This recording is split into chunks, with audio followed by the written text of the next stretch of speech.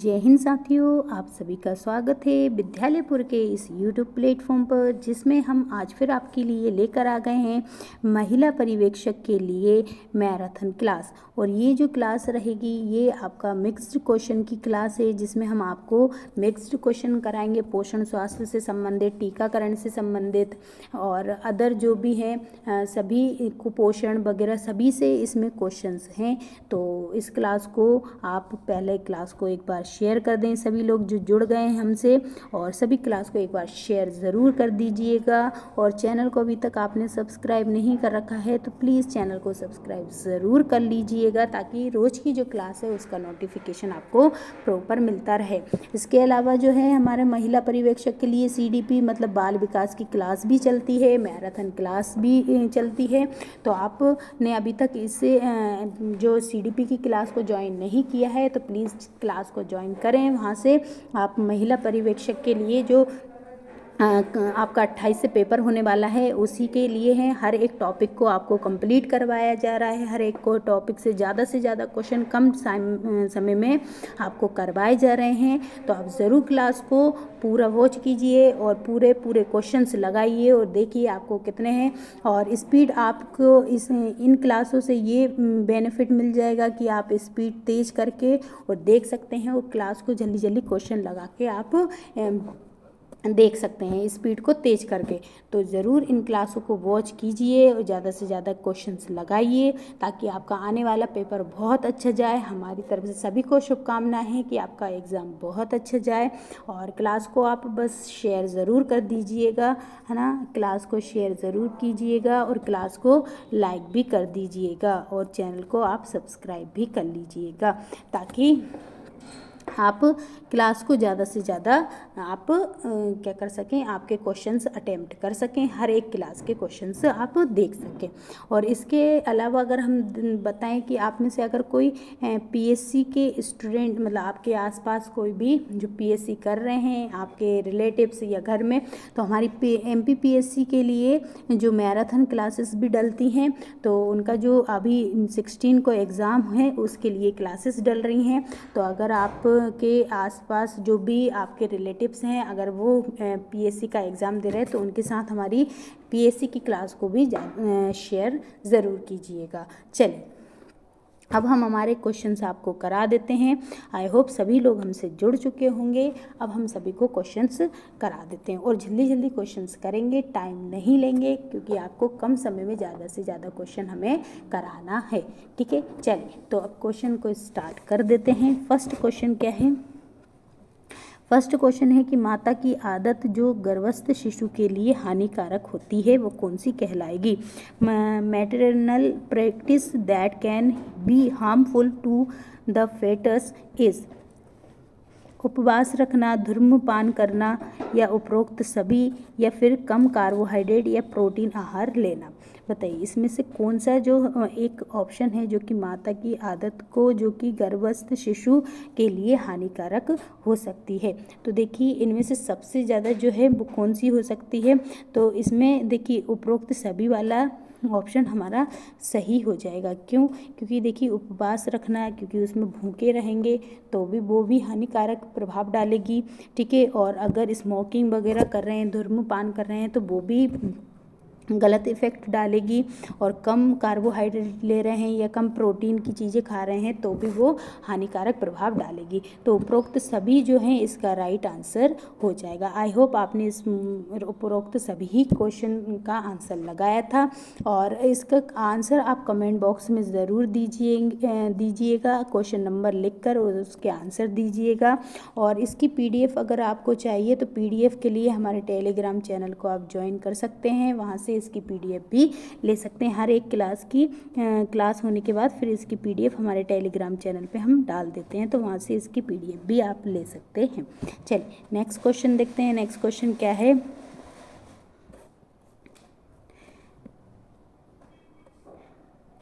Next question है कि इनमें से कौन भूख उद्दीप्त करने वाला हार्मोन है। इसमें से कौन जो है भूख मतलब जिस ऐसा कौन सा हार्मोन है जो कि भूख लगने में मदद करता है। Which one is the apatite stimulating hormone. बताइए इसमें से कौन सा जो हार्मोन है वो भूख लगने में मदद करता है।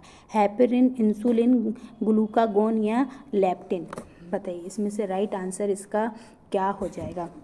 अगर इंसुलिन की बात करें, ठीक है, तो इंसुलिन की बात जो करें तो इससे क्या होता है, इससे डायबिटीज़ जो होती है, शर्करा मतलब डायबिटीज़ होती है, ठीक है, इसकी कमी से क्या हो जाएगा, डायबिटीज़ हो जाती है, इसकी कमी से डायबिटीज़ हो जाती है, ठीक। और ये जो है लेप्टिन क्या करता है, लेप्टिन एक हार्मोन होता है जो कि क्या करेगा, भूख लगने में मदद करता है ना। भूख लगने में मदद कौन करता है, तो भूख लगने में मदद लेप्टिन हार्मोन जो है वो मदद करता है, ठीक है। चलिए नेक्स्ट क्वेश्चन देखते हैं।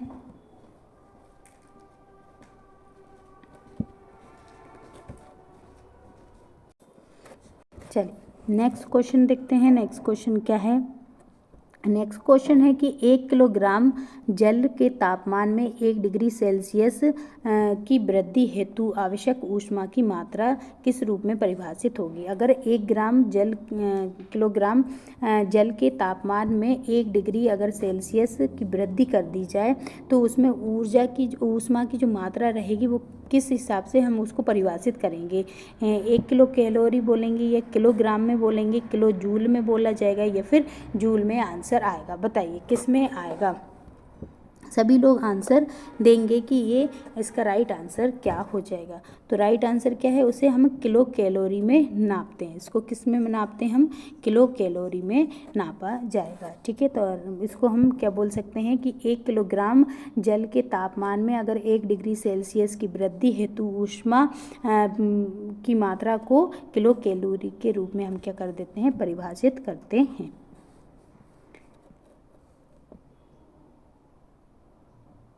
नेक्स्ट क्वेश्चन है कि आहार में शामिल करके रक्त अल्पता मतलब एनीमिया को रोका जा सकता है। किस चीज़ की मात्रा को अगर हम आहार में लें तो उससे हमको एनीमिया नहीं होगा। Anaemia can be the prevented by the incorporating diet with, बताइए, आयरन और विटामिन सी, कैल्शियम एवं आयरन, फॉस्फोरस और फ्लोराइड या फ्लोराइड और फॉस्फोरस। पता है। तो देखिए एनीमिया की रोकथाम एनीमिया किसकी कमी से होता है, रक्त अल्पता किसकी कमी से होती है, तो आयरन की कमी से जो है रक्त अल्पता देखी जाती है। और उसके साथ साथ हमको क्या रहता है, विटामिन सी की भी कमी होती है। तो राइट आंसर क्या हो जाएगा, आयरन और विटामिन सी की कमी जो है, अगर हम आहार में आयरन और विटामिन सी लेते हैं तो हमारे एनीमिया की जो रोग है उसकी रोकथाम होने की संभावना बढ़ेगी। चलिए नेक्स्ट क्वेश्चन देखते हैं। नेक्स्ट क्वेश्चन है कि श्रवण शक्ति का ह्रास मतलब श्रवण सुनने की क्षमता का अगर हानि होती है तो दृष्टि क्षीणता और समन्वय की कमी आमतौर पर किस में देखने को मिलती है। बताइए, श्रवण शक्ति की ह्रास और दृष्टि क्षीणता मतलब कि सुनने की क्षमता नहीं होना, ठीक है, देख नहीं पाना और समन्वय नहीं कर पाना, इन सब की कमी आमतौर पर किस में देखने को मिलेगी, किशोरों में या गर्भवती महिलाओं में या बुजुर्ग वृद्ध आयु वालों में या इनमें से कोई नहीं। बताइए राइट आंसर इसका क्या हो जाएगा कि कम दिखना, कम सुन पाना और समन्वय नहीं कर पाना, ये सब किसकी कमी होती है, इनमें से किस आयु वर्ग के लोगों में ये कमी देखी जाती है। तो ये जो है ये किस में देखी जाती है, तो याद रखें बुजुर्ग और वृद्ध की आयु जो रहती है, एल्डर्स और ओल्ड एज के जो लोग रहते हैं उनमें इन सभी चीज़ की क्या होती है, कमी होती है। वो श्रवण शक्ति भी उनकी क्या हो जाती है, कम हो जाती है, ठीक है, देखने की क्षमता भी उनकी कम हो जाती है और जो समन्वय करने की क्षमता भी, कोऑर्डिनेशन बनाना भी उनके लिए क्या होता है, मुश्किल सा लगता है ना। तो ये सभी किसके हैं, बुजुर्ग या वृद्ध आयु के व्यक्तियों की कमी देखी जाती है ना। चल नेक्स्ट देखते हैं। नेक्स्ट क्वेश्चन क्या है कि नेक्स्ट क्वेश्चन है एक समय अवधि में आधारी चयापचय के लिए उपयुक्त प्रयुक्त ऊर्जा की मात्रा को क्या कहते हैं? अगर एक समय अवधि के लिए जो आधारी चयापचय जो कि the amount of energy use the basal metabolism in the period, मतलब एक टाइम में जितनी भी मेटाबॉलिज्म क्रियाओं के लिए ऊर्जा की आवश्यकता होती है उस ऊर्जा को क्या कहते हैं? तो आधारी चयापचय दर कहेंगे या आधारी ऊर्जा दर कहेंगे या फिर ऊर्जा दर कहेंगे या फिर इनमें से कोई नहीं?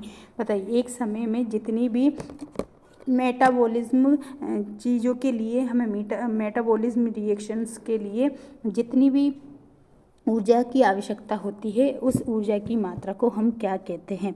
तो उसको हम क्या बोलेंगे? तो आधारीय, तो इसको बोलेंगे हम बेसल मेटाबॉलिक रेट बोलेंगे। आधारीय चयापचय दर कहा जाता है। क्या कहा जाता है? आधारीय चयापचय दर कहा जाता है।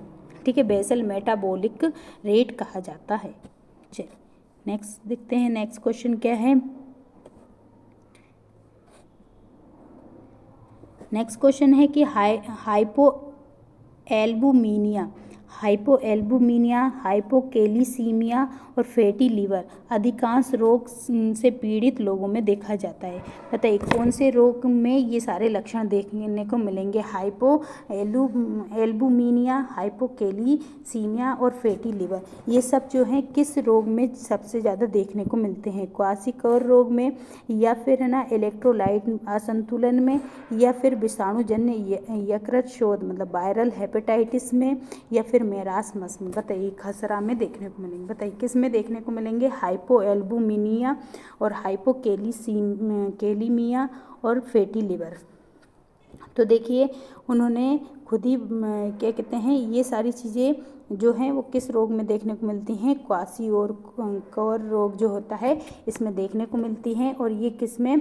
तो प्रोटीन की कमी से होता है। ये रोग किसकी कमी से होता है? प्रोटीन की कमी से ये रोग होता है। और इसमें क्या हो जाता है? पेट फूल जाता है। छोटे बच्चे का पेट क्या हो जाएगा? फूल जाता है। मेरास्मस भी क्या होता है? प्रोटीन की कमी से होता है। लेकिन हाइपोएल्बुमिनिया और हाइपोकैलिसीमिया और फैटी लीवर जो है ये सब के किस में है? तो क्वासिकर रोग में होता है। ये किस में होता है? क्वासिकर रोग में होता है। ठीक है, चल नेक्स्ट क्या है कि निकट दृष्टिता मायोपिया का एक दृष्टि दोष है जिसमें क्या होता है? देखिए सिंपल सा पूछा है कि जो मायोपिया होता है is defected of the vision blurring, है ना। जो इसमें क्या होगा कि कौन सी चीज़ जो निकट दृष्टि दोष जब हो जाता है तो किस तरीके की अवस्था हो जाती है? कौन सी चीज़ दिखाई देती है और क्या नहीं दिखाई देता है? तो दूर की वस्तु अस्पष्ट हो जाती है, या फिर पास की वस्तु अस्पष्ट हो जाती है, या कम प्रकाश में वस्तुओं की पहचान करना कठिनाई हो जाता है, या मतलब कि जो कलर ब्लाइंडनेस उत्पन्न हो जाता है। बताइए।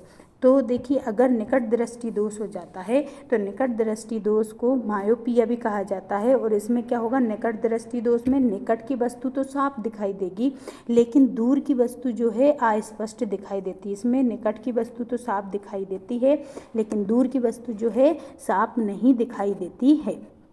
उसको हम मायोपिया या निकट दृष्टि दोष कहते हैं। और इस दोष के निवारण के लिए अवतल लेंस का यूज़ करते हैं। निवारण के लिए किसका? तो अवतल लेंस का यूज़ करते हैं। ठीक है, अवतल लेंस का यूज़ किया जाता है।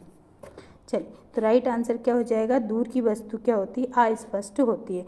ऐसे ही अगर दूर दृष्टि दोष हो जाता है तो उसमें दूर की वस्तु तो साफ दिखाई देती है लेकिन पास की वस्तु दिखाई देना बंद हो जाती है। ठीक है, चलिए नेक्स्ट क्वेश्चन है कि ICMR 2010 के अनुसार 7 से लेकर 12 माह के शिशु को स्तनपान करा रही महिला की कैलोरी आवश्यकता क्या होगी? जो कि स्तनपान कराने मतलब धात्री महिलाएं जो होती हैं, धात्री महिलाएं वो की जो कि 7 से लेकर 12 माह तक के बच्चों की जो धात्री माताएं होती हैं उनको है ना कितने कैलोरी की आवश्यकता होती है ICMR 2010 के अनुसार? प्लस 420 प्लस किलो कैलोरी प्रतिदिन, या फिर है ना 520 प्लस किलो कैलोरी प्रतिदिन, 620 प्लस किलो कैलोरी, या फिर 720।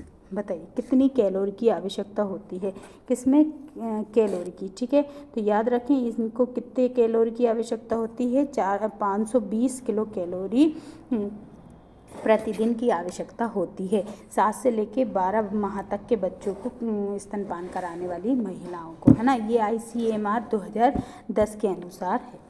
चलिए नेक्स्ट देखते हैं, नेक्स्ट क्वेश्चन क्या है। नेक्स्ट क्वेश्चन है कि 2010 के ICMR 2010 के अनुसार जो गर्भवती स्त्री, अभी क्या पूछा था, तो जो इसमें पूछा था कि जो स्तनपान करा रही महिलाओं को पूछा था। ठीक है, अब उनको कितने की ज़रूरत थी, तो 520 की, लेकिन इसमें ये पूछा है कि जो गर्भवती स्त्रियां हैं उनको कितने की आवश्यकता होती है, गर्भवती स्त्री को, तो 350 या 450 या 550 या फिर 650। बताइए किसकी आवश्यकता होती है। तो राइट आंसर क्या है, गर्भवती स्त्रियों को कितने की आवश्यकता होती है, तो 350 किलो कैलोरी की, कितने की, 350 किलो कैलोरी की प्रतिदिन की आवश्यकता होती है। बताइए मलेरिया के आम लक्षण हैं, मलेरिया के क्या आम लक्षण हैं। तीव्र कपकपी और तेज बुखार आना, अत्यधिक पसीना और सिरदर्द होना, उबकाई और उल्टियाँ और रक्त अल्पता होना, या उपरोक्त सभी। बताइए जो मलेरिया होता है, मलेरिया किससे होता है, तो प्रोटोजुआ से होता है। ठीक है, मलेरिया किससे होगा, तो मलेरिया ये प्रोटोजुआ है ना, प्रोटोजुआ से होता है, प्रोटोजुआ से होता है। और प्रोटोजुआ कौन सा, तो मच्छर, मादा एनाफिलीज, है ना, मादा एनाफिलीज। ठीक है, मादा एनाफिलीज से होता है, मच्छर से होता है, ये एक प्रोटोजुआ होता है। और मलेरिया में क्या होता है, तो मलेरिया में तेज बुखार और तेज कपकपी भी होती है। ठीक है, अधिक पसीना आता है, सिर दर्द भी होता है, उबकाई आती हैं, उल्टियाँ आती हैं और रक्त अल्पता भी, मतलब कि जो खून में कमी भी आती है। तो उपरोक्त सभी जो हैं इसके लक्षण हैं, किसके, मलेरिया के लक्षण देखे जाते हैं। चलिए नेक्स्ट क्वेश्चन देखते हैं। नेक्स्ट क्वेश्चन क्या है, नेक्स्ट क्वेश्चन है कि जो गर्भस्थ शिशु होते हैं,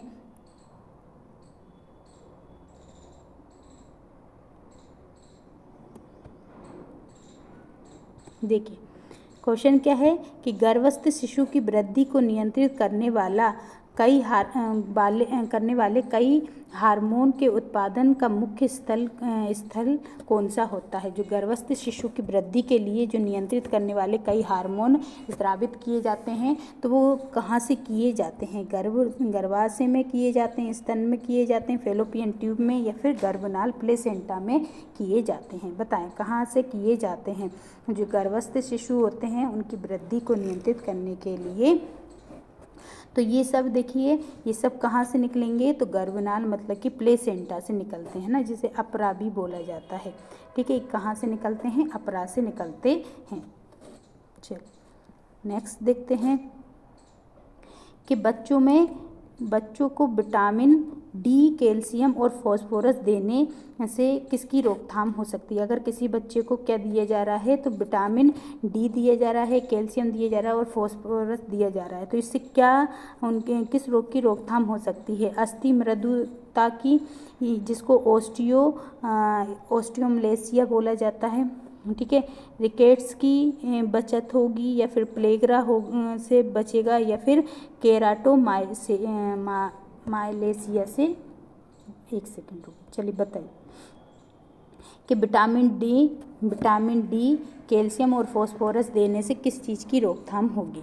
तो देखिए विटामिन डी और कैल्शियम और फास्फोरस ये तीनों हड्डियां बनाने में मदद करते हैं, और इनसे क्या होगी, क्योंकि विटामिन डी दिया है तो पक्का है ये किसको बचाने का काम करेगा, रिकेट से बचाने का काम करेगा। और इसको हम सूखा रोग भी कहते हैं, इसको क्या कहा जाता है, सूखा रोग भी कहा जाता है। ठीक है, चलिए नेक्स्ट देखते हैं। नेक्स्ट क्वेश्चन है कि गर्भावस्था के दौरान ऊर्जा के किस स्रोत से बचना चाहिए? बताइए किस स्रोत से, ऊर्जा के किस स्रोत से बचना चाहिए, किससे एनर्जी नहीं लेना चाहिए? गर्भ अवस्था में किस चीज़ से एनर्जी नहीं लेना चाहिए? प्रोटीन से नहीं लेना चाहिए या फिर वसा से नहीं लेना चाहिए, कार्बोहाइड्रेट से या एल्कोहल से?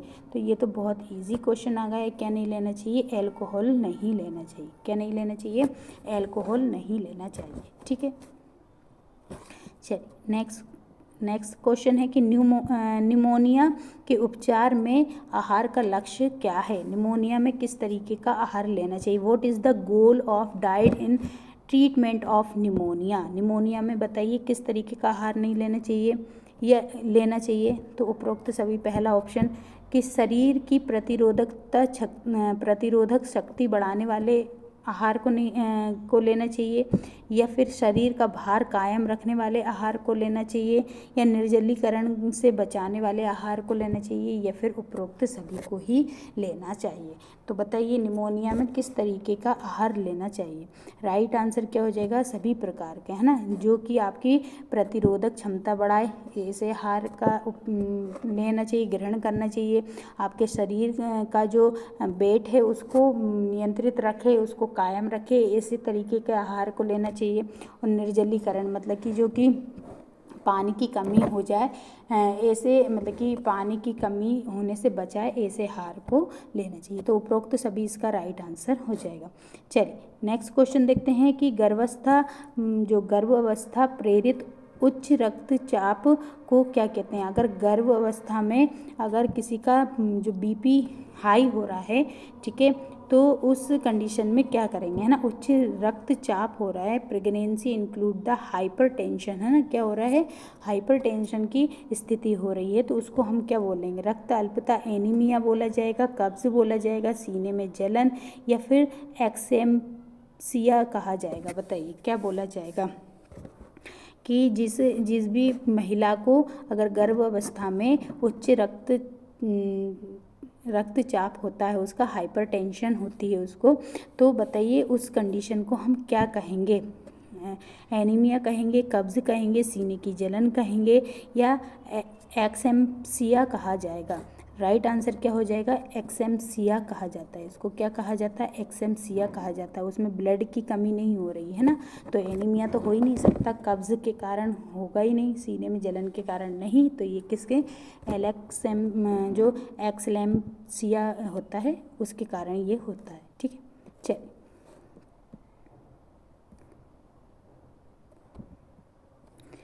बताइए किस चीज़ के आंकलन के लिए पूर्व विद्यालयी बच्चों की प्रोटीन पोषण स्थिति का आंकलन करने हेतु सीरम एल्बुमिन के स्तर को संकेतक के रूप में प्रयोग करते हैं?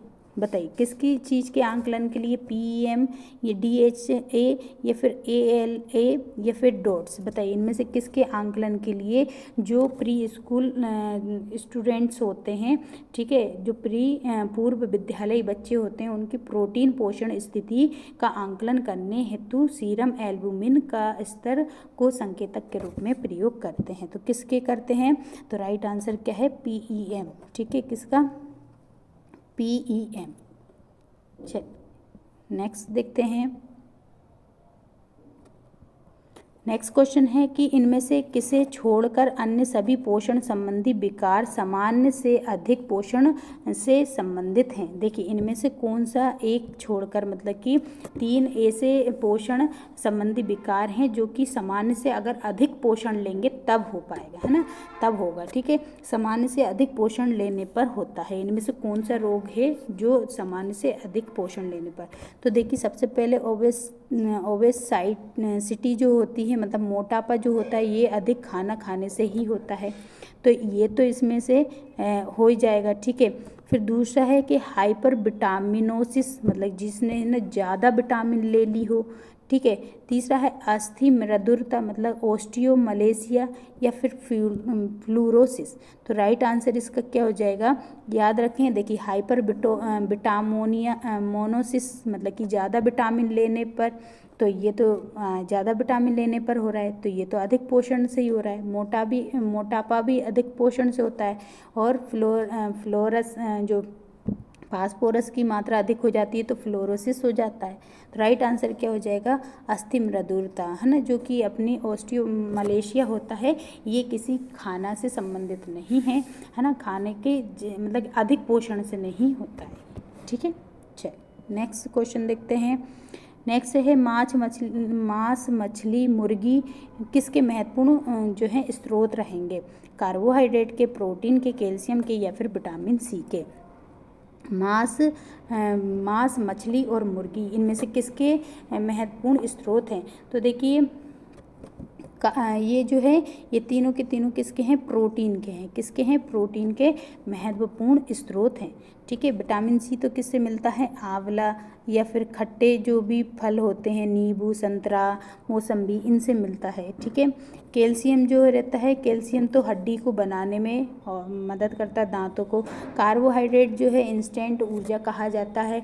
ठीक है, ये 2 प्रकार का होता है, मोनोसेकेराइड, 3 प्रकार का होता है, मोनोसेकेराइड, डाइसेकेराइड और एक होता है पॉलीसेकेराइड। ठीक है, फिर उसके अंतर्गत मोनोसेकेराइड में जैसे ग्लूकोज, फ्रक्टोज आ जाते हैं, डाइसेकेराइड में लैक्टोज आ जाता है, ये आ जाते हैं, पॉलीसेकेराइड में जैसे स्टार्च वगैरह, सेल्यूलोज वगैरह आ जाते हैं। ठीक है, चल नेक्स्ट क्वेश्चन है कि चूँकि बचाव इलाज से बेहतर होता है तो किसके द्वारा टाइफाइड से बचाव किया जा सकता है, मतलब बचाव जो है इलाज से बेहतर है, तो टाइफाइड के बचाव के लिए हम क्या करना चाहिए, किसी के द्वारा छुए गए भोजन से बचें, या फिर सड़कों पर बिकने वाले भोज्य पदार्थों, कच्चे फलों और सब्जियों से बचें, है ना, या फिर उपरोक्त दोनों से, या फिर इनमें से कोई नहीं।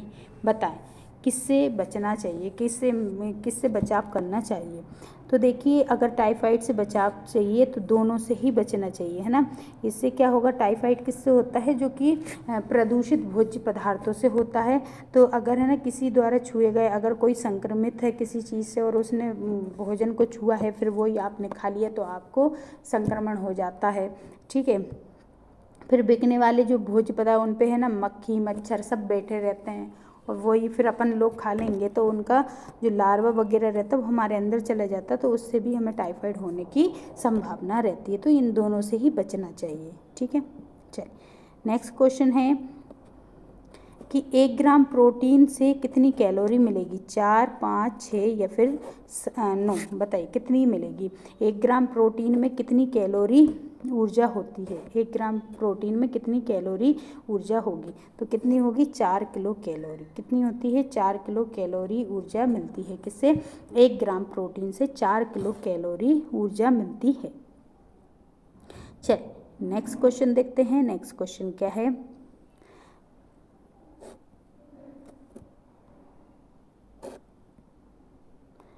चलिए नेक्स्ट क्वेश्चन देखिए कि गर्भावस्थाकालीन मतलब गर्भावस्थाकालीन मधुमेह में देखने को मिलता है। जो गर्भावस्था में अगर डायबिटीज़ होती है, ठीक है, मधुमेह होता है, तो फिर क्या देखने को मिलेगा, ये किस में देखने को मिलेगा, है ना, वयस्क पुरुषों में, गर्भवती स्त्रियों में, रजोनिवृत्त स्त्रियों में या फिर वयस्क स्त्रियों में। बताइए गर्भावस्थाकालीन मधुमेह किस में देखने को मिलेगा, तो गर्भवती स्त्रियों में ही देखने को मिलेगा। ठीक है, ये तो सिंपल सही है, ये प्रीवियस ईयर में आए हुए क्वेश्चन हैं ये, है ना। बस क्लास को आप लोग शेयर करते हुए ज़रूर चलिएगा, सभी लोग क्लास को एक बार शेयर ज़रूर कर देंगे और क्लास को लाइक भी करेंगे। और अभी तक आपने चैनल को सब्सक्राइब नहीं कर रखा है तो प्लीज़ चैनल को सब्सक्राइब ज़रूर कर लीजिए। और इसकी PDF के लिए हमारे टेलीग्राम चैनल को आप ज्वाइन कर सकते हैं, वहाँ से इसकी PDF आपको मिल जाएगी। बस क्लास को शेयर करते हुए बिना कहे आप लोग क्लास को शेयर करते हुए ज़रूर चलें, है ना। क्लास ज्वाइन करें तो उसके बाद फिर आप क्लास को शेयर ज़रूर कर दिया करें। चलिए नेक्स्ट क्वेश्चन देखते हैं। नेक्स्ट क्वेश्चन क्या है, नेक्स्ट क्वेश्चन है कि प्रसव के तुरंत बाद माता द्वारा उत्पन्न दुग्ध सम स्राव जो नवजात शिशु को पिलाने के लिए निकलता है उसे क्या कहा जाएगा, बताइए वो क्या कहलाएगा। जब प्रसव मतलब कि प्रसव के बाद डिलीवरी के बाद माता द्वारा जो दुग्ध सम स्राव किया जाता है और नवजात को पिलाया जाता है उसको क्या बोलते हैं, पीयूष मतलब कोलोस्ट्रम बोला जाता है या फिर कोलेस्ट्रॉल बोला जाता है, लैक्टोज बोला जाता है या फिर हीमोग्लोबिन बोला जाता है। तो उसको क्या बोला जाएगा, तो उसको बोला जाएगा कोलेस्ट्रम बोला जाता है। क्या बोला जाता है, कोलेस्ट्रम बोला जाता है। और ये बच्चे के लिए बहुत ज़्यादा क्या होता है, लाभदायक होता है, महत्वपूर्ण होता है। ठीक है, चलिए नेक्स्ट क्वेश्चन है कि कुपोषण में एक प्रकार PEM का पूरा नाम क्या है, बताइए। PEM का पूरा नाम क्या है? पेप्सिन एनर्जी मेल न्यूट्रिशन, मतलब पेप्सिन ऊर्जा कुपोषण, या प्रोटीन अधिके कुपोषण, प्रोटीन ऊर्जा कुपोषण, या पेप्सिन एंजाइम कुपोषण। बताइए PEM का फुल फॉर्म क्या होता है। तो देखिए जो है ना कुपोषण में PEM का पूरा नाम क्या होगा, प्रोटीन ऊर्जा कुपोषण, है ना। इसको क्या बोला जाता है, प्रोटीन एनर्जी माल न्यूट्रिशन कहा जाता है। क्या कहा जाता है, प्रोटीन एनर्जी माल न्यूट्रिशन कहा जाता है। किसको, PEM को। चलिए नेक्स्ट देखते हैं, नेक्स्ट क्वेश्चन क्या है।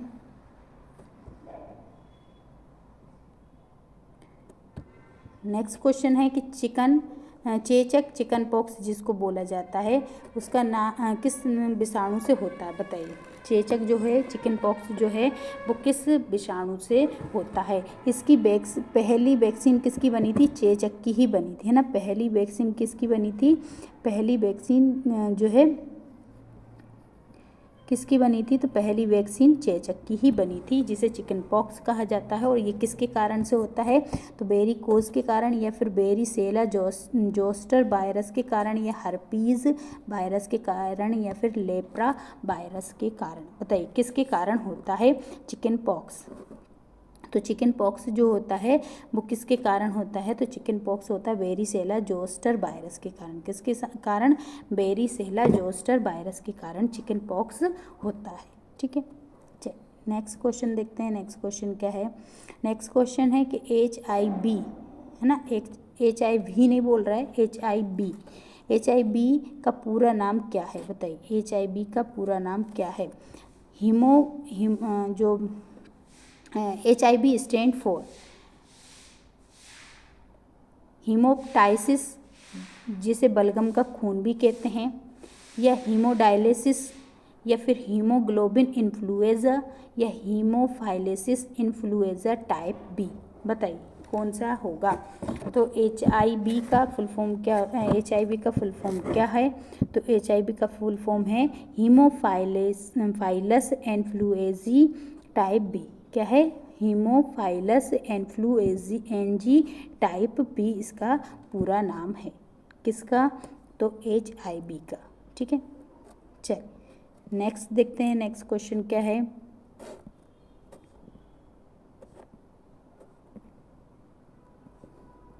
नेक्स्ट क्वेश्चन है, ग्रामीण भारत में किशोरियों में मासिक धर्म संबंधी स्वच्छता को बढ़ावा देने की योजना किस आयु वर्ग पर केंद्रित है, बताइए। ग्रामीण भारत में किशोरियों की मासिक धर्म संबंधी स्वच्छता को बढ़ावा देने के लिए कौन सी योजना चलाई गई थी, और वो योजना किस वर्ग के बच्चों के लिए चलाई गई थी।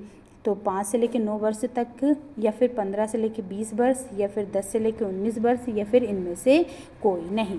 बताइए किस आयु वर्ग के किशोरियों के लिए चलाई गई थी। तो ये याद रखें, किसमें 10 से लेकर 9 वर्ष तक की आयु की जो किशोरियां हैं उनके लिए ये योजना चलाई गई थी। ठीक है, ये योजना उन्हीं के लिए चलाई गई थी, किनके लिए, जिनकी आयु 10 से लेकर 19 वर्ष तक है।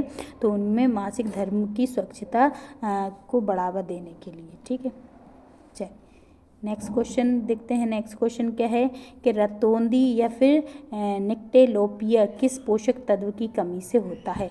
रतौंधी बताइए किसकी कमी से होता है, प्रोटीन की, विटामिन A, विटामिन C, या फिर फोलिक एसिड, किसकी कमी से होता है।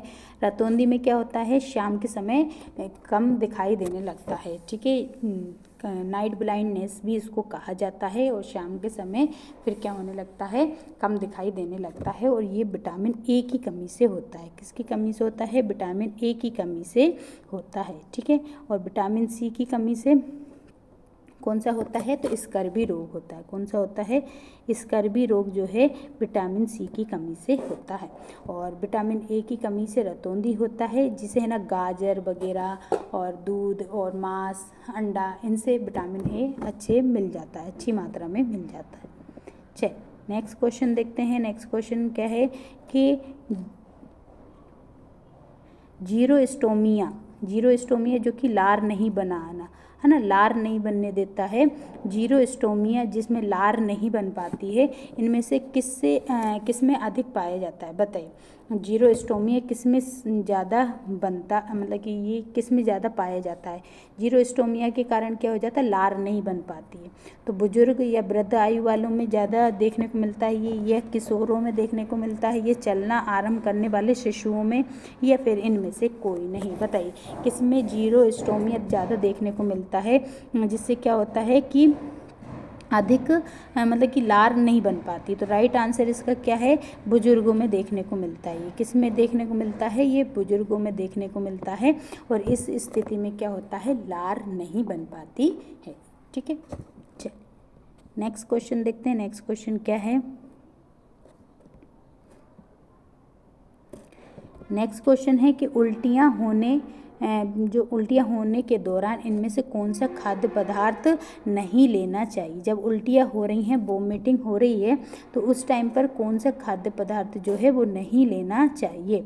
बताइए, दूध व दूध के उत्पाद, या अल्कोहल, या कार्बनीकृत पेय, या फिर उपरोक्त सभी।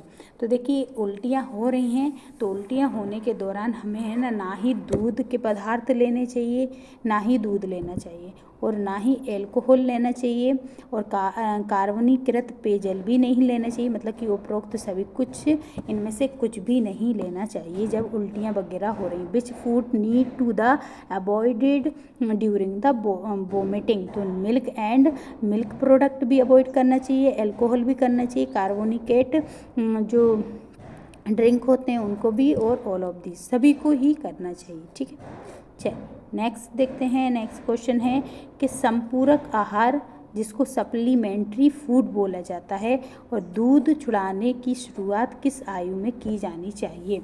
मतलब सप्लीमेंट्री फूड और weaning are to be incorporated from the age. बताइए संपूरक आहार और दूध छुड़ाने की शुरुआत किस आयु में की जानी चाहिए। 3 महीना, 6 महीना, और 9 महीना, या फिर 12 महीना। बताइए किस आयु में करनी चाहिए। तो इसका राइट आंसर क्या हो जाएगा, इसका राइट आंसर हो जाएगा 6 महीने, क्योंकि 6 महीने तक तो दूध पिलाना आवश्यक ही होता है।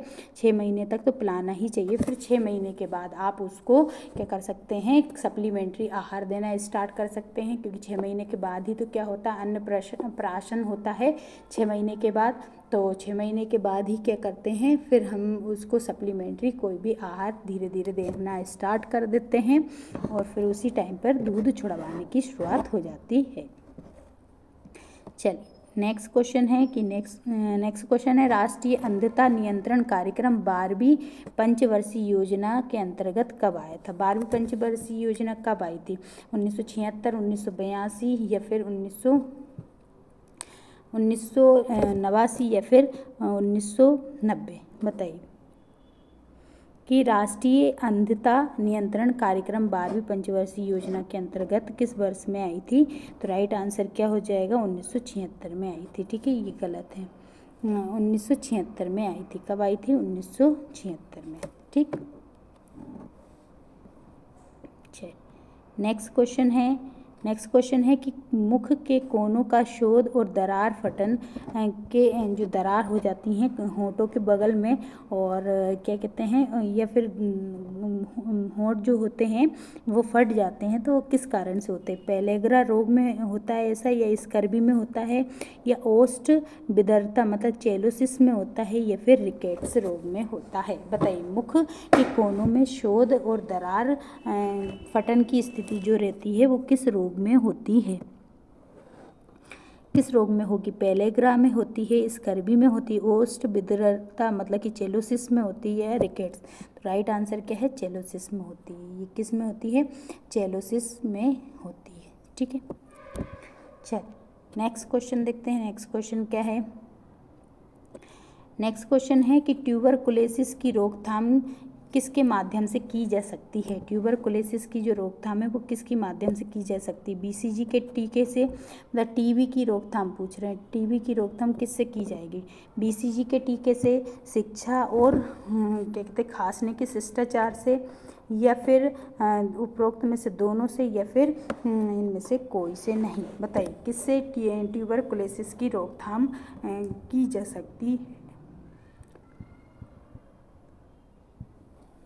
तो राइट आंसर इसका क्या हो जाएगा, इसका राइट आंसर हो जाएगा दोनों से, है ना। किससे हो जाएगा, दोनों से ही होगा। टीके से भी होगा, टीका इसका प्रमुख है, अगर प्रमुख पूछता है तो फिर बीसीजी का टीका, लेकिन उसने सिर्फ पूछा है किस माध्यम से की जा सकती है, तो वो बीसीजी के टीका से भी, उसको एजुकेशन दे के भी, और जो खांसने का शिष्टाचार मतलब कि इस खांसने से संबंधित उनको जानकारियाँ देने से भी, है ना, कि हाथ रख के खांसना चाहिए और इस टाइप से।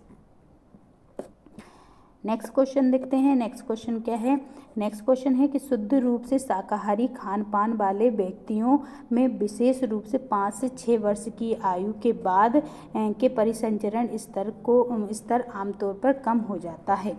बताइए कि जो शुद्ध शाकाहारी जो खान पान वाले जो व्यक्ति होते हैं, और विशेष रूप से जो 5 से लेकर 6 साल तक के बच्चे होते हैं, उनमें किस चीज़ के परिसंचरण आमतौर पर कम हो जाएगा। विटामिन डी का, या विटामिन B12 का, आयरन का, या फिर विटामिन के का। तो राइट आंसर क्या है, विटामिन B12 का। किसका, B12 का क्या हो जाएगा, ये परिसंचरण क्या होता है, कम हो जाता है। ठीक है।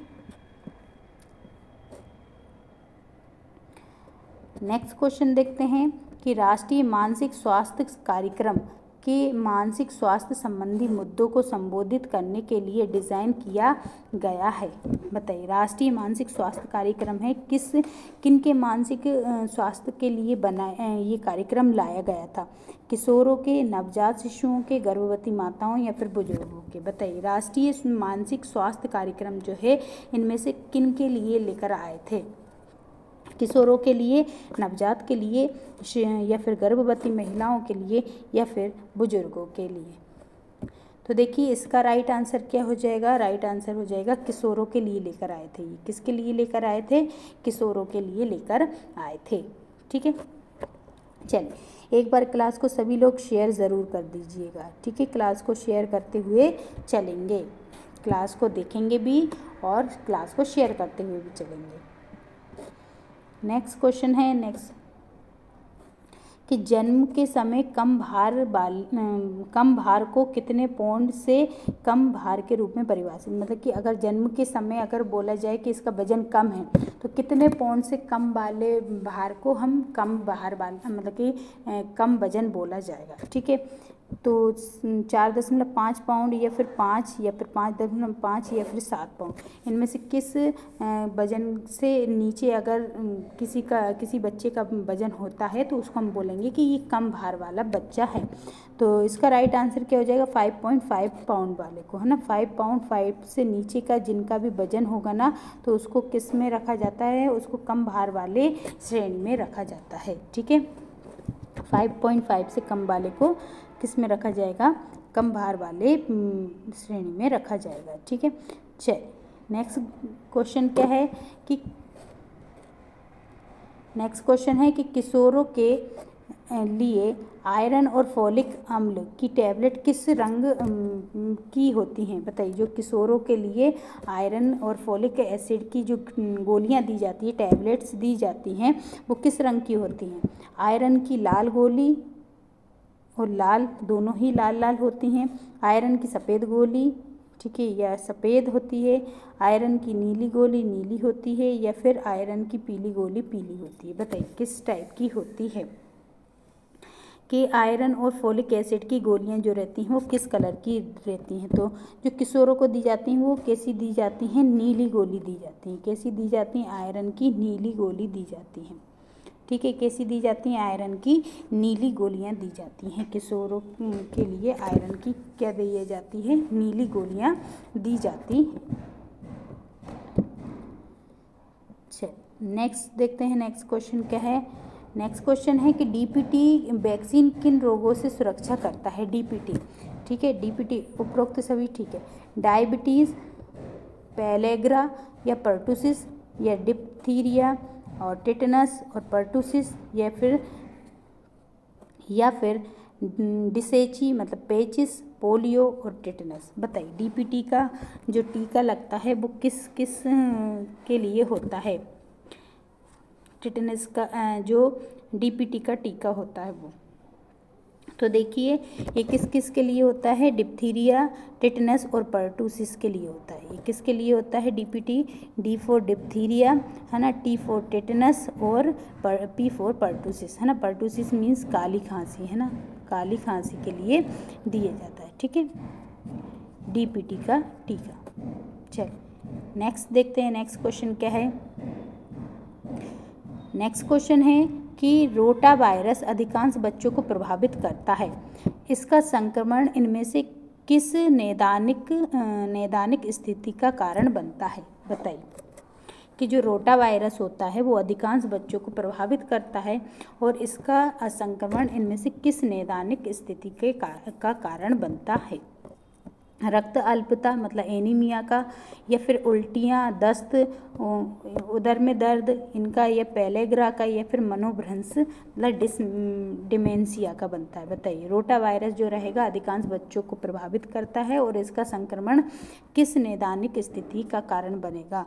तो राइट आंसर क्या हो जाएगा, रोटा वायरस के कारण क्या हो जाता है। तो याद रखें जैसे कि उल्टियाँ, दस्त या फिर उदर में जो हमारा एब्डोमिनल जो होता है उसमें दर्द होने लगता है, ठीक है। चलिए नेक्स्ट देखते हैं, नेक्स्ट क्वेश्चन क्या है। नेक्स्ट क्वेश्चन है काली खांसी मुख्यतः किसके द्वारा फैलती है। काली खांसी किसके द्वारा फैलती है। बिंदुक संक्रमण और सीधे संपर्क से, या मच्छर के काटने से, संदूषित खाद्य पदार्थों से, या इनमें से कोई से नहीं। तो देखें अगर मच्छर के काटने से तो क्या होता है, मलेरिया होता है। कौन सा रोग होता है, मलेरिया होता है। संदूषित भोजन के खाने से क्या हो जाता है, टाइफाइड ये हो जाता है, टाइफाइड वगैरह हो जाता है। जबकि काली खांसी जो होती है वो कैसा होता है, बिंदुक संक्रमण और सीधे संपर्क में आने से है ना। जैसे कोई खांस रहा है और आप उसके सामने खड़े हैं तो उसके वायरस कहाँ आ जाएंगे, आपके ऊपर आ जाएंगे, तो आपको भी वो क्या करेंगे, संक्रमण कर देंगे, ठीक है। चलिए नेक्स्ट क्वेश्चन देखते हैं कि RDA है ना, ICMR 2010 के अनुसार गर्भवती महिलाओं के लिए जिंक की RDA है कितनी है, रिक्वायरमेंट कितनी है। 15 ग्राम प्रतिदिन, 20 ग्राम प्रतिदिन, 10 ग्राम प्रतिदिन, या फिर 12 ग्राम प्रतिदिन। बताइए कितनी है। तो इसका जो राइट आंसर हो जाएगा वो कितना हो जाएगा, कितनी है, तो वो 12 मिलीग्राम प्रतिदिन है। कितनी है, 12 मिलीग्राम प्रतिदिन है, ठीक है। कितनी है, 12 मिलीग्राम प्रतिदिन है। ICMR 2010 के अनुसार गर्भवती महिलाओं के लिए जिंक की RDA कितनी है, रिक्वायर कितनी है, तो 12 ग्राम प्रतिदिन है। नेक्स्ट क्वेश्चन देखते हैं, नेक्स्ट क्वेश्चन क्या है। नेक्स्ट क्वेश्चन है कि फोलेट के संबंध में इनमें से किसे छोड़कर अन्य कथन सभी असत्य हैं। मतलब एक कथन सत्य है वो बताना है फोलेट के लिए। फोलेट कोशिका विभाजन के लिए महत्वपूर्ण होता है, या फोलेट की कमी से गर्भावस्था कालीन जो मधुमेह हो सकता है, या फिर फोलेट की कमी से तंत्रिका नाल दोषों जो कि ट्यूबल डिफेक्ट से संबंधित है, या फिर पालक, मसूर की दाल और फोर्टिफाइड अनाज जो होता है फोलेट के लिए समृद्ध स्रोत है। तो बताइए फोलेट के लिए इनमें से कौन सी चीज़ है, कौन सी बात कही गई है जो कि सही है और बाकी सब क्या है, गलत है। तो देखिए इसका राइट आंसर क्या हो जाएगा कि फोलेट की कमी जो होती, फोलेट की कमी से जो गर्भावस्था कालीन मधुमेह हो सकता है। तो फोलेट की कमी से क्या हो सकता है, गर्भावस्था प्रेगनेंसी के दौरान क्या हो सकती है, डायबिटीज़ हो सकती है। तो फोलेट की कमी से ये सही था, बाकी ये सब क्या है, गलत है, ठीक है। चल नेक्स्ट क्वेश्चन क्या है। नेक्स्ट क्वेश्चन है कि गर्भावस्था में जिंक की कमी से क्या हो सकता है बताइए। जिंक की कमी होगी तो क्या हो सकेगा? जन्म के समय कम भार वाला बच्चा होगा, या फिर डीएनए आरएनए संश्लेषण में क्षीण हो जाता है, या दोनों ही हो जाएंगे, या फिर इनमें से कोई नहीं। बताइए कि गर्भ अवस्था में अगर जिंक की कमी रख देते हैं तो इनमें से क्या हो सकता है? सभी लोग आंसर देते हुए चलेंगे। तो राइट आंसर क्या हो जाएगा? राइट आंसर हो जाएगा ये दोनों ही होंगे। ठीक है, ये क्या होगा? दोनों ही काम होंगे कि जन्म मतलब गर्भ अवस्था में अगर जिंक की कमी रख देते हैं तो जिंक की कमी से क्या हो जाएगा? जन्म के समय जो बच्चे का भार होगा वो क्या हो जाएगा? कम हो जाएगा। और दूसरा क्या हो जाएगा? डीएनए और आरएनए के संश्लेषण में क्या हो जाएगी? कमी आ जाएगी। ठीक है, दोनों ही काम होंगे। नेक्स्ट क्वेश्चन क्या है? नेक्स्ट क्वेश्चन है कि इनमें से कौन सा समूह अस्थि सुषिरता मीन्स होता है ओस्टियोपोरोसिस। ठीक है, ओस्टियोपोरोसिस के प्रति असुरक्षित है। बताइए इनमें से कौन सा समूह जो है ओस्टियोपोरोसिस के प्रति असुरक्षित है? नवजात शिशु, या फिर किशोर, या फिर रजोनिवृत्त स्त्रियां, या इनमें से कोई नहीं। असुरक्षित बोला है, अधिक असुरक्षित है। इनमें से मतलब ज़्यादातर ऑस्टियोपोरोसिस होने की संभावना किसमें सबसे ज़्यादा हो सकती है? नवजात शिशु में, या फिर किशोर में, या फिर रजोनिवृत्त स्त्रियों में, या फिर इनमें से कोई नहीं। तो राइट आंसर क्या हो जाएगा? जो पोस्ट मेनोपोजल वुमेन्स होती हैं, रजोनिवृत्त स्त्रियां जो होती हैं, उनमें ज़्यादातर देखने को मिल जाता है क्या? ऑस्टियोपोरोसिस देखने को मिलता है। ठीक है, तो राइट आंसर क्या हो जाएगा? रजोनिवृत्त स्त्रियां। चलिए नेक्स्ट देखते हैं। नेक्स्ट क्वेश्चन है कि स्थानिक एंडेमिक रोग, जो स्थान एंडेमिक किसको बोलते हैं? जो किसी एक ही स्थान पर जो रोग अधिक मात्रा में फैल गया हो लेकिन एक विशेष स्थान पर ही फैला है, उसे हम क्या कहते हैं? एंडेमिक कहते हैं। तो इस रोग का अर्थ किससे है? केवल पुरुषों से संबंधित रोग, या इनमें से कोई नहीं, विशिष्ट क्षेत्र की समस्या है, या केवल स्त्रियों से संबंधित रोग है? तो अभी हाल हमने बता दिया आपको कि किसी विशेष स्थान पर अगर किसी विशेष एक स्थान पर अधिक मात्रा में एक ही रोग फैल रहा है तो उसको हम क्या कहते हैं? एंडेमिक कहा जाता है। जबकि पैंडेमिक किसको कहा जाता है? जो कि वर्ल्ड लेवल पर फैलता है, उसको हम क्या कहते हैं? पैंडेमिक कहा जाता है। तो राइट आंसर क्या हो जाएगा? विशिष्ट क्षेत्र की जो समस्या होती है उसे हम क्या कहते हैं? एंडेमिक कहा जाता है। ठीक है, चलिए तो राइट आंसर विशिष्ट क्षेत्र की समस्या। नेक्स्ट क्वेश्चन देखते हैं। नेक्स्ट क्वेश्चन क्या है? नेक्स्ट क्वेश्चन है कि प्रतिरक्षीकरण एक महत्वपूर्ण है। Immunization is one of the important. बताइए किसके लिए महत्वपूर्ण है? जन स्वास्थ्य हस्तक्षेप के लिए, या स्वास्थ्य निवेश के लिए, अशक्तता रोकथाम के लिए, या उपरोक्त में से सभी के लिए? बताइए प्रतिरक्षीकरण एक महत्वपूर्ण है। जन स्वास्थ्य हस्तक्षेप, या स्वास्थ्य निवेश, या फिर अशक्तता रोकथाम, या फिर उपरोक्त में से सभी? तो देखिए जो है ना प्रतिरक्षी मतलब इम्यूनाइजेशन किया जाता है तो वो जन स्वास्थ्य में हस्तक्षेप के लिए भी ज़रूरी होता है, स्वास्थ्य के निवेश के लिए भी ज़रूरी होता है, और आसक्तता रोकथाम मतलब जो कि प्रिवेंट करना, किसी भी डिसेबिलिटी से पहले ही प्रिवेंट करना, ये भी इसके लिए महत्वपूर्ण होता है। तो मतलब उपरोक्त सभी जो हो जाएगा इसका राइट आंसर हो जाएगा। ठीक है, राइट आंसर क्या हो जाएगा? उपरोक्त सभी। चलिए नेक्स्ट क्वेश्चन देख लेते हैं। नेक्स्ट क्वेश्चन क्या है?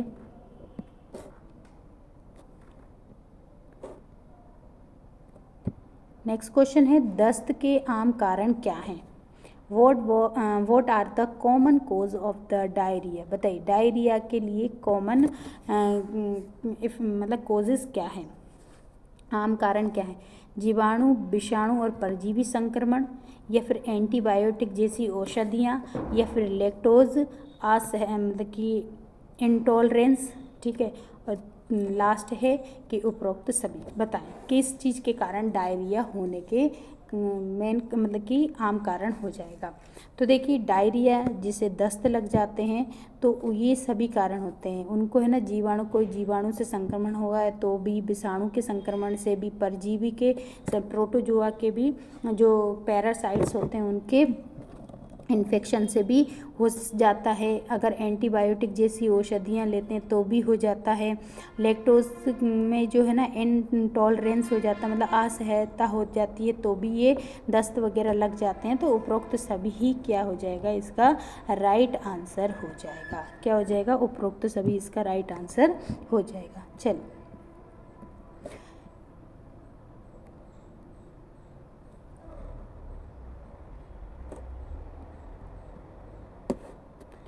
नेक्स्ट क्वेश्चन है कि एक भोजन संबंधी विकार जिसके अभिलक्षण हैं शरीर का भार असामान्य रूप से कम होना और भार बढ़ने का भय होना, बताइए इनमें से कौन सा भोजन संबंधी विकार है जिसके कारण क्या होता है, शरीर में भार असामान्य रूप से भार कम हो जाना, वजन कम होना और भार बढ़ने जैसी संभावना होती है। या तो कम हो जाता है या बढ़ने जैसी संभावनाएं उत्पन्न होती हैं। तो एनोरेक्सिया में, नर्वोसा में होता है, या फिर हाइपर लिपिडेमिया में होता है, मुहासे में होता है, या फिर इनमें से कोई नहीं, बताइए। तो देखिए इसमें से कौन सा जाएगा, तो एनोरेक्सिया नर्वोसा में ऐसा देखने को मिलता है। या तो भार कम होने का डर रहता है या फिर भार बढ़ने का डर रहता है। तो एनोरेक्सिया नर्वोसा में ये होता है। ठीक है, चलिए नेक्स्ट देखते हैं कि एक डायसुक्रोज डायसेकेराइड नहीं है। इनमें से एक डायसेकेराइड नहीं है, सुक्रोज, लैक्टोज या फिर गैलेक्टोज या फिर इनमें से कोई नहीं, बताइए कौन एक डायसेकेराइड नहीं है। तो देखिए अगर डायसेकेराइड का देखें तो लैक्टोज क्या होता है, एक डायसेकेराइड होता है। ठीक है, लैक्टोज क्या है, एक डायसेकेराइड है। सुक्रोज क्या है, एक डायसेकेराइड है। ठीक है, लेकिन गैलेक्टोज जो है वो एक डायसेकेराइड नहीं है। क्या नहीं है, ये एक क्या है, मोनोसेकेराइड है। ये क्या है, एक मोनोसेकेराइड है। ठीक है, मोनोसेकेराइड है। ठीक है, मोनोसेकेराइड है। चल नेक्स्ट देखते हैं। नेक्स्ट क्या है कि बेरी बेरी किस विटामिन की कमी से होता है, बताइए। बेरी बेरी रोग जो होता है किस विटामिन की कमी से होता है। बेरी बेरी कितने होते हैं, 3 प्रकार होते हैं इसके। कितने प्रकार होते हैं बेरी बेरी के, 3 प्रकार होते हैं। ठीक है, एक होता है बेड बेरी बेरी, है ना, एक होता है शुष्क बेरी बेरी, ठीक है, और एक कौन सा होता है, हार्ट से संबंधित होता है। ठीक है, हार्ट से संबंधित, बताइए कौन सा बेरी बेरी होता है। बेरी बेरी रोग से किस विटामिन की कमी से होता है, तो याद रखें थायमिन, जो विटामिन B1 की कमी से क्या हो जाता है, बेरी बेरी होता है। विटामिन B1 की कमी से क्या होता है, बेरी बेरी रोग हो जाता है। ठीक है, नेक्स्ट देखते हैं। नेक्स्ट क्वेश्चन है कि स्वास्थ्य एवं परिवार कल्याण मंत्रालय द्वारा राष्ट्रीय कृमि मुक्ति दिवस कब मनाया जाता है, बताइए। राष्ट्रीय कृमि मुक्ति दिवस कब मनाया जाता है और ये किसके द्वारा मनाया जाता है, स्वास्थ्य एवं परिवार कल्याण मंत्रालय द्वारा मनाया जाता है। तो फरवरी 2013, फरवरी 2015, फरवरी 2010 या फरवरी 2017, बताइए किस में मनाया जाता है। स्वास्थ्य एवं परिवार कल्याण मंत्रालय द्वारा राष्ट्रीय कृमि मुक्ति दिवस कब मनाया जाता है, 2013, 2015, 2000 या फिर 2010 या 2017। तो इसका राइट आंसर क्या हो जाएगा, इसका राइट आंसर हो जाएगा 2015। फरवरी 2015 में राष्ट्रीय कृमि मुक्ति दिवस मनाया गया था, है ना। स्वास्थ्य परिवार कल्याण मंत्रालय द्वारा कब आरंभ किया गया था, फरवरी 2015 से आरंभ किया गया है राष्ट्रीय कृमि मुक्ति दिवस। चलिए नेक्स्ट क्वेश्चन देखते हैं। नेक्स्ट क्वेश्चन क्या है, अभी तक अगर आपने शेयर नहीं किया है तो क्लास को शेयर करते हुए सभी लोग चलेंगे। ठीक है, चलिए बताइए, भारत के आयोडीन न्यूनता नियंत्रण कार्यक्रम के अनुसार मनुष्य की समान वृद्धि और विकास के लिए आयोडीन की आवश्यकता के सिंपल सा है कि जो हमारी समान वृद्धि और विकास के लिए हमें कितने आयोडीन की आवश्यकता होती है, 200 से लेके 250 माइक्रोग्राम, या 450 से लेके 475 माइक्रोग्राम, या फिर 100 से लेके 150 माइक्रोग्राम, या फिर 75 से लेके 95 माइक्रोग्राम, बताइए कितने माइक्रोग्राम की आवश्यकता होती है। तो देखिए हमारी समान वृद्धि और विकास के लिए हमें लगभग कितने, तो हमें समथिंग 100 से लेके 150 माइक्रोग्राम तक किसकी आयोडीन की आवश्यकता होती है। 100 से लेके 150 माइक्रोग्राम तक हमें आयोडीन की आवश्यकता होती है, ठीक है, सामान्य वृद्धि और विकास के लिए। नेक्स्ट क्वेश्चन देखते हैं। नेक्स्ट क्वेश्चन है कि ICMR 2010 के अनुसार वयस्क निष्क्रिय पुरुष कर्मी के लिए कैलोरी और प्रोटीन की मतलब रिक्वायरमेंट कितनी होती है। जो कि वयस्क है, निष्क्रिय पुरुष कर्मी है, तो बताइए उसको कितने कैलोरी की आवश्यकता होगी। 50 किलो कैलोरी 2000 किलो कैलोरी प्रतिदिन, या फिर 50 ग्राम, है ना, 60 ग्राम 2320 किलो कैलोरी प्रतिदिन, 32 किलो कैलोरी प्रतिदिन, या फिर 2700 किलो कैलोरी प्रतिदिन, है ना, 50, 60 या फिर ये बताइए। राइट आंसर क्या हो जाएगा इसका, तो राइट आंसर हो जाएगा 2320 किलो कैलोरी प्रतिदिन 60 ग्राम, इतने की आवश्यकता होती है। किसकी कैलोरी की कितनी ज़रूरत होती है, 2320। जो कुछ काम नहीं कर रहा है ना, ऐसे पुरुषों को प्रतिदिन कितना 2320 किलो कैलोरी की आवश्यकता होती है। वहीं पर प्रोटीन कितना, तो 60 ग्राम की आवश्यकता होती है, ठीक है। नेक्स्ट क्वेश्चन है 25 फरवरी 2012 को विश्व स्वास्थ्य संगठन मतलब WHO ने किस मतलब कि हमें भारत को किस रोग की वैश्विक सूची से निकाल दिया है ना। हमको बताइए कौन से रोग से मुक्त सूची में लेकर आ गए हैं, किसमें, तो 2012 में 25 फरवरी। पोलियो महामारी, डिप्थीरिया, पर्टूसिस या फिर चिकन पॉक्स। तो इसका राइट आंसर क्या है, इसका राइट आंसर क्या हो जाएगा, तो इसका राइट आंसर हो जाएगा पोलियो महामारी। मतलब कि 25 फरवरी 2012 को हम पोलियो महामारी से मुक्त घोषित कर दिया गया था भारत को, ठीक है। तो आज के क्वेश्चन हमारे यहीं पर समाप्त होते हैं। जाते जाते क्लास को शेयर करके ज़रूर जाइएगा, क्लास को लाइक कर दीजिएगा। अगर अभी तक चैनल को सब्सक्राइब नहीं कर रखा है तो चैनल को सब्सक्राइब ज़रूर कर लीजिएगा, और कमेंट बॉक्स में ज़रूर लिखकर बताइए आपके आज के क्वेश्चन कितने सही हुए हैं। और इसकी PDF के लिए आप हमारे टेलीग्राम चैनल को ज्वाइन ज़रूर कर लीजिए, वहाँ से इसकी PDF आपको मिल जाएगी। तो आज की हमारी क्लास में जो क्वेश्चंस हमने कराए हैं ये आपके प्रीवियस ईयर में आए हुए क्वेश्चंस भी हैं, और इसमें से कुछ क्वेश्चंस जो हैं अदर महिला पर्यवेक्षक अदर स्टेट की महिला पर्यवेक्षक में आए थे वहाँ से संबंधित क्वेश्चंस भी हैं। तो हमने सभी को लिया था। तो आज के क्वेश्चन आपको कैसे लगे ज़रूर बताइएगा, और जाते जाते क्लास को शेयर करके ज़रूर जाइएगा, और अपने नंबर भी बताइएगा कि आपने कितने क्वेश्चन सही करे हैं कमेंट बॉक्स में, ठीक है। तो आज के लिए इतना ही रखते हैं, फिर मिलेंगे अगले क्वेश्चंस में अगले टॉपिक के साथ। तब तक के लिए सभी को जय हिंद साथियों।